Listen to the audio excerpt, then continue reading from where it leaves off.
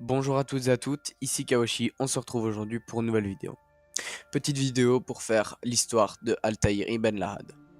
Il est né en 1165. Altaïr fut entraîné à être un assassin dès la naissance. Il devint un membre de la confrérie des assassins du Levant où il eut le grade de mentor en 1191.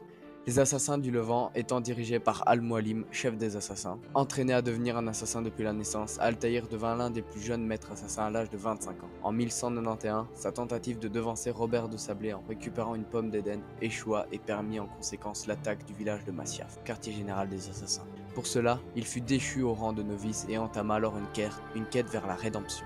Il dut assassiner 9 hommes que Al-Mualim lui ordonna. Sa première quête étant de recueillir des informations pour assassiner un templier du nom de Tamir, un contrebandier recherché par les assassins. Le second étant Garnier de Naplouse, un médecin faisant de la torture aux habitants pauvres et sans avenir, lui aussi un templier. Le suivant était Talal, il esclavageait un grand nombre de citoyens pauvres. Ensuite, c'est au tour de Guillaume de Montferrat, le suzerain de Acre. Aboul Nukouk, il était le prince des marchands de Damas, lui aussi tué de la lame de l'assassin Altaïr. Le sixième fut Madj ad-Din, qui était le régent de Jérusalem. Suivant était Jubar al-Kahim, le maître de savoir de Damas.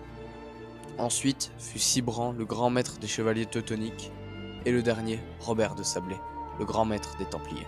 Enfin, les quêtes terminées, Altaïr se rend chez Al-Mualim. Al-Mualim, qui les avait trahis, fut donc tué par Altaïr et l'ordre des assassins commençait à périr dans l'ombre et l'obscurité.